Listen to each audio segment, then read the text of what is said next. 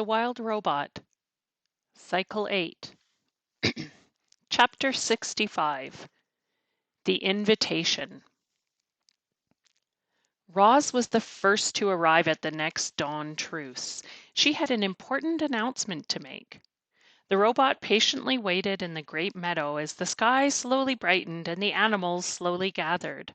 And once everyone was milling around and chatting, Roz began speaking in her perkiest voice.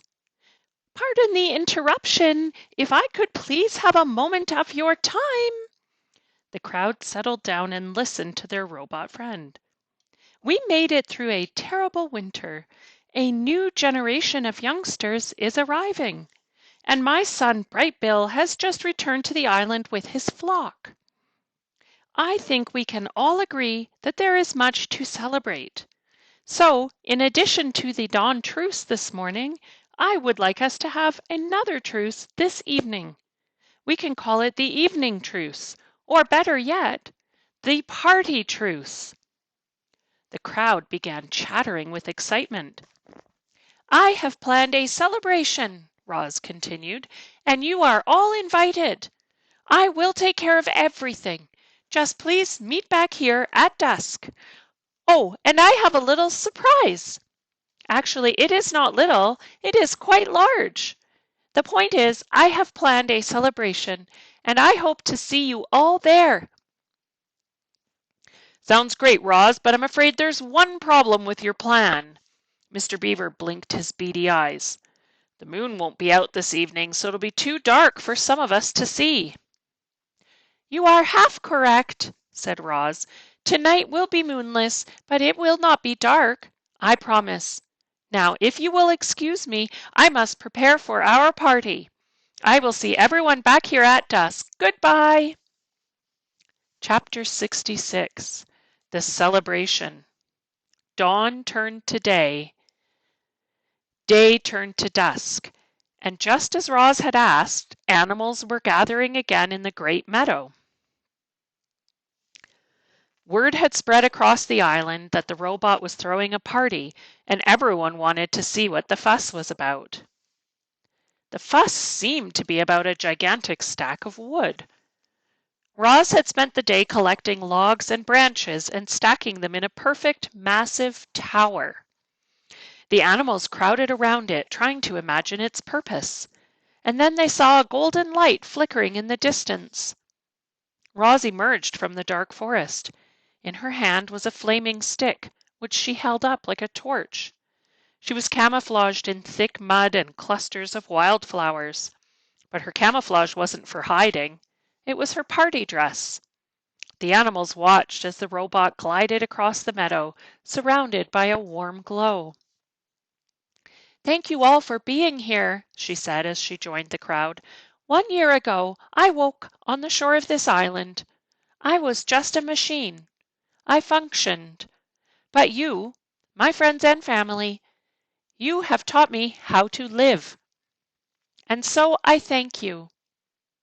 "No, thank you, Roz," shouted a voice. "You have also taught me to be wild," said the robot. "So let us all celebrate life and wildness together." At those words, Roz heaved her torch high into the air. It soared up, up, up, and landed on the very top of the wooden tower.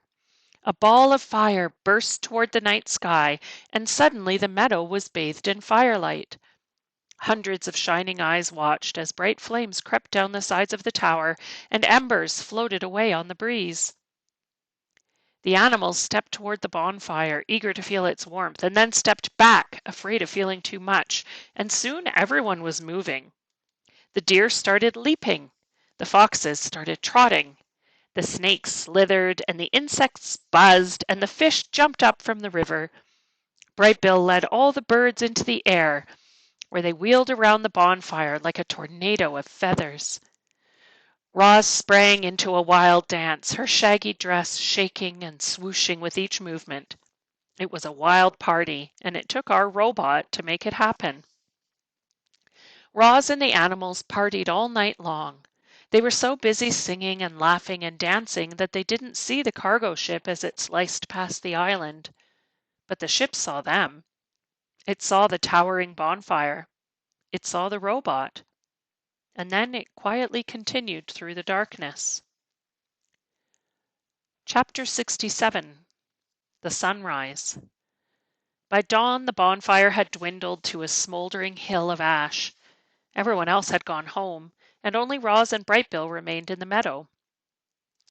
They lay in the grass together, watching as the soft light of morning crept up from the horizon. And then Roz said, "Let us go for a walk."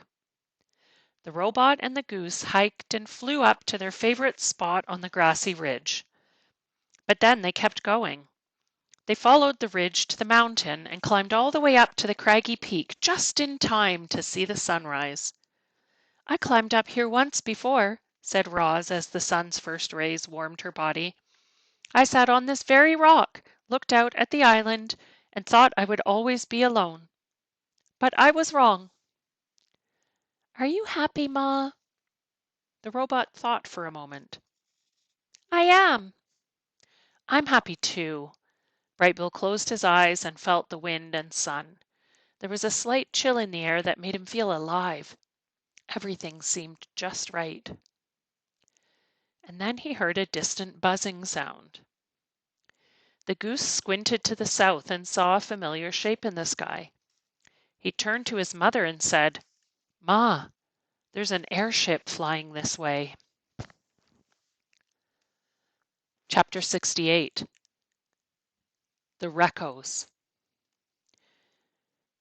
The airship approached from the south like some giant migratory bird. The ship was a sleek white triangle with a single dark window facing forward. 3 identical robots stared out the window. The robots resembled Roz, but they were bigger and bulkier and shinier. The word Reco was lightly etched into each of their torsos, followed by their individual unit number. They were Reco 1, Reco 2, and Reco 3. The Recos flew in a low circle around the island. They saw a smoking hill of ash. They saw mysterious wooden domes. They saw 4 dead robots scattered across the shore. The airship hovered above the robot gravesite for a moment. Then it floated up over the island and lowered itself onto a small meadow at the foot of the mountain. The engines blasted air toward the ground, bending trees and tearing grass. Then the landing gear sank into the soil, the engines powered down, and all was quiet. A door hummed open, and out stepped the Recos. They took several long strides into the meadow and stopped. A shadowy figure was lurking at the forest edge. The Recos turned and faced it. They stood flush together like a sparkling wall, and then the shadowy figure began to move. Out from the trees walked some sort of 2-legged creature. It was dusty and dirty. Butterflies flitted around the flowers that sprouted from its body. One of its feet was made of wood. And then the creature spoke. "Hello, my name is Roz." Chapter 69. The Defective Robot. "Hello, Rosum Unit 7134. We are the Recos. We are here to retrieve all Rosum units." The cold, flat voice came from Reco 1. He and his partners stood absolutely still and kept their glowing eyes locked on their target. "There are 4 others," said Roz, "but they are dead." "We have already located the remains of the other units," said Reco 1. "We will collect them later. Now come with us." The 3 Recos motioned Roz to the airship, but she didn't move. "Where have you come from?" she said. The Recos turned and stared at Roz. "Do not ask questions," said Reco 1. "Where will you take me?" "Do not ask questions." "Why must I leave?" "Do not ask questions." "I will not go anywhere until I get some answers." There was a brief silence as Reco 1 computed his next move, and then he began to speak. 1 year ago, a cargo ship carrying 500 Rosam units was sunk by a hurricane. 495 units have been retrieved from the ocean floor. We have come here in search of the last 5, and we have located them. Rosam Unit 7134, you are the property of TechLab Industries. We will return you to the factory where the makers will refurbish you and sell you to a work site. You will then live on that work site indefinitely. Now come with us. But I live here, said Roz. That is incorrect. Rosam Unit 7134, any further resistance will be proof of defectiveness, and we will deactivate you. But Roz had more questions. Who are the makers? What is my purpose? Why can I not ask questions? This unit is defective, said Recco 1 to his partners. Commence deactivation. In perfect unison, the Reccos stepped toward Roz. They raised their blocky hands, ready to restrain their target, ready to shut her down with the press of a button. But a loud squawk and a streak of feathers cut them off. Stay away from my mama! Brightbill swooped into the meadow and started hopping around, ready to defend his mother. The Reccos stopped and looked down at the goose. Of course, they didn't understand his words. They heard only meaningless squawks. And then they heard their target squawking back to him. Brightbill, get out of here, said Roz in the language of the animals. These robots are dangerous. What do they want? They want to take me away. The Reccos stared at their target, trying to understand why she was exchanging noises with a goose. And then new noises began rising up. Rustlings and shrieks echoed from the forest. Animals were gathering. Their wild voices called out to one another. Roz needs our help. Those robots want to take her away. We have to do something. The uproar in the forest grew louder and louder. The Reccos peered past Roz toward the mysterious noises, but saw only foliage. Suddenly, shadows crept across the meadow, and Brightbill's flock dove onto the Reccos. The geese furiously flapped and pecked and wrapped their wings around the robot faces, clinging to the Reccos like feathery masks, distracting them, blinding them. Brightbill turned to his mother. Run! Chapter 70. The Hunt Begins.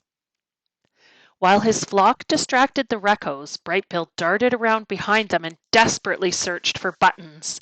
He had once shut down his own mother with a click, and now he would do the same thing to the intruders. But he found no buttons on these robots, only smooth surfaces. Clearly, the Reccos were not designed to be shut down so easily. Giant hands swung through the air, and the geese were swatted away. Loudwing was plucked by her foot and flung to the ground. She crawled into the weeds as the others scrambled up and over the trees. A quick scan by the robots revealed that Roz was gone. The 3 Reccos turned and marched back to the airship. The door hummed open and the robots disappeared inside. And when they stepped back into the meadow, each was holding a silver rifle in his hands. The hunt for Roz was on.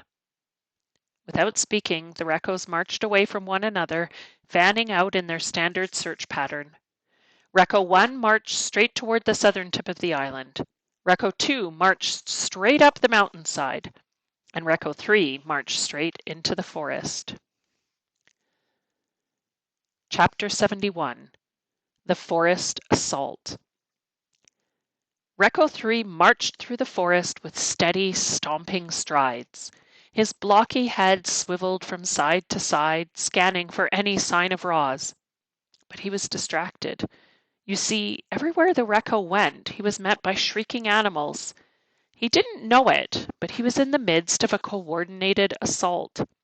Swooper hooted orders from above. Hawks, sparrows, owls, dive in front of his eyes. Fink barked orders from below. Hares, weasels, foxes, dash between his legs. The forest was seething with an army of wild animals, distracting the robot, luring the terrible thing deeper into their trap. Chit Chat leaped out from the branches and clawed at the robot's eyes, yelling, "Anyone who shows up on our island and tries to take my friend's mother away has a big problem, which is me!" Then she leaped back into the branches. The robot pointed his rifle at the squirrel and pulled the trigger.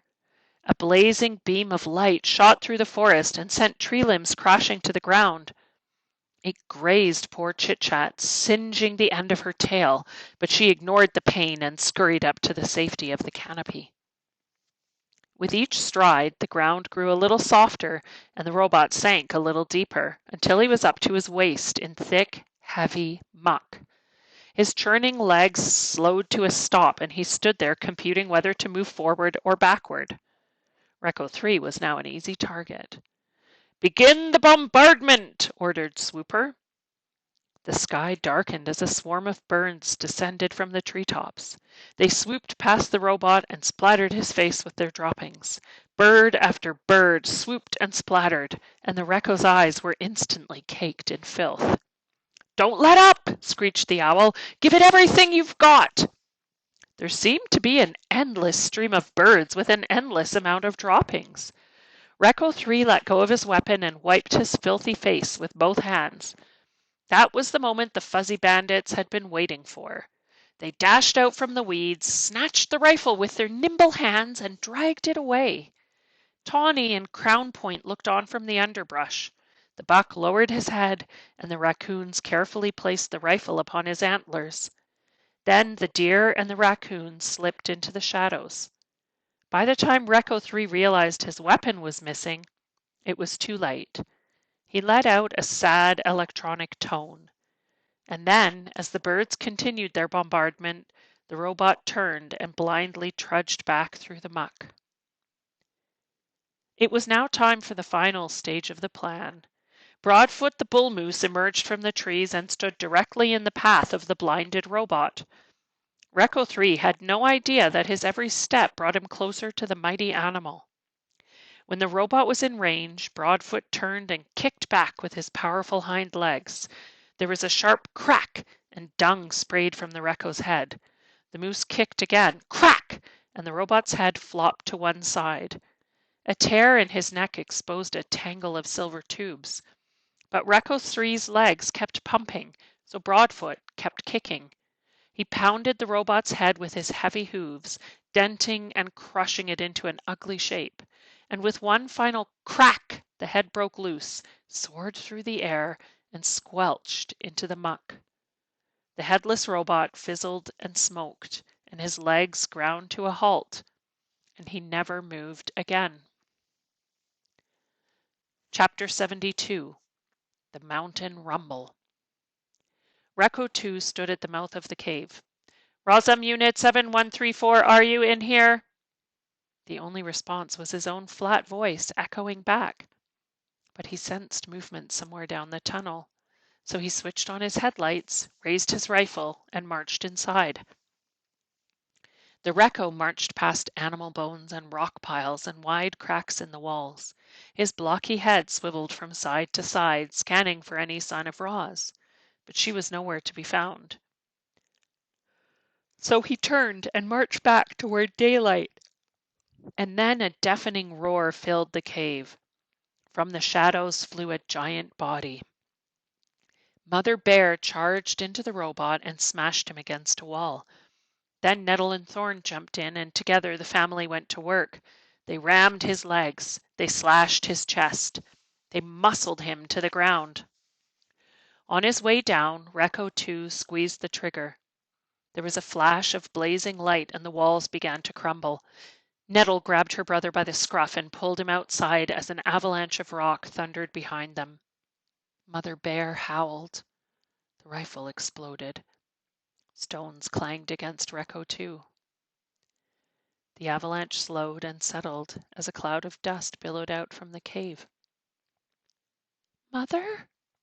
Nettle peered into the darkness. "I'm here," said a weak voice. The young bears dashed inside and found their mother half buried. They pulled heavy stones from her body and dusted her off. "I have broken bones," she rasped, "but they will heal. Where is the robot?" Recco 2's headlights swished back on. Stones tumbled as the robot staggered to his feet. His body was scratched and scraped. His head was badly dented. His left arm was completely useless, so thwip! It was tossed aside. Then the one-armed robot limped out of the cave and continued the hunt for Roz. "Don't worry about me," Mother Bear growled to Nettle and Thorn. "Kill the robot."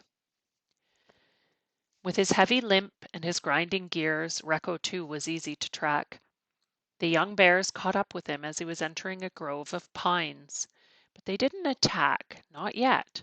There was a better place to finish him off up ahead, so they hung back and followed him across the mountainside. The distant rumble of the waterfall grew louder with each passing minute, and then a slash of white appeared through the trees. Soon the robot was standing beside the roiling, frothing river just above the falls. He was too badly damaged to leap over the falls or to wade through the rapids or to climb down the cliffs, but he had to continue his hunt for the target. So he started limping upriver in search of a safer crossing. There was a rustling, and the young bears exploded out from the trees. They threw their heavy shoulders against the robot's body, and he stumbled sideways onto the riverbank. Nettle reared up and wrestled the robot, twisting and shaking him with all of her strength. Recco 2 felt his feet slipping on the rocks. He felt his body tipping over, and then he plunged into the white water, and he brought Nettle with him. The current immediately swept Nettle toward the falls. She rolled through the rapids, crashed into one rock, and then desperately clambered onto another. Recco 2 stood straight up, and the river rushed around him. He took a step, slipped, and disappeared beneath the water. But then he was up again. Thorn ran to help his sister, but she was pointing upriver and roaring, "Use the logs!" When the younger bear turned around, he saw what she meant. A jumble of broken logs were wedged between the rocks of the rapids, and a moment later Thorn was on top of them. With water sloshing over his back, he forced a paw between the logs and pried the top one loose. It splashed into the river and wound its way down through the rapids, only to roll harmlessly past the robot. Then it dropped out of sight. The bear tried again. He popped another log into the river, and this one spun just in time to ram its full weight into the robot's chest. Recco 2 went sailing backward and sank beneath the surface. When he reappeared, the river was full of heavy wooden torpedoes. One log pounded the robot's shoulder. Another slammed his face. More logs knocked him closer and closer to the falls. The current became too much for the injured robot, and it carried him away. He grasped for anything solid he could cling to, but the rocks were too slippery, so he settled for a fistful of fur. Nettle had been hanging on to one rock this whole time, but now that the robot was pulling her, she started losing her grip. She couldn't hang on much longer. Finally, she cried out, "I'm sorry, Thorn," and she let go. Nettle and Recco 2 surged toward the rumbling falls. The bear felt the robot release his grip. She watched him glide over the edge. Then she closed her eyes and waited for the end to come. But it was not Nettle's time. Reader, what happened next is hard to believe. You see, the river didn't fall away beneath Nettle. It tightened around her. Hundreds of fish surrounded the bear. They pressed their faces into her fur. They thrashed their tails against the current, and they slowly pushed her away from the edge. Farther and farther they went, gradually moving upriver, until Nettle's brother pulled her from the water. The bears collapsed onto the river bank, and when they looked down, they saw hundreds of fish looking back up. "Thank you!" roared Nettle. "I'll never eat fish again." The fish smiled and sank into the rapids. "I thought you were dead," said Thorn, breathing hard. "So did I," Nettle laughed. "Looks like you're stuck with me a while longer, little brother." "I'm not little." It felt good to joke, but the bears quickly turned serious. They were both bruised and bleeding, and their mother was in far worse condition. However, it would all be worthwhile if Recco 2 had finally been killed.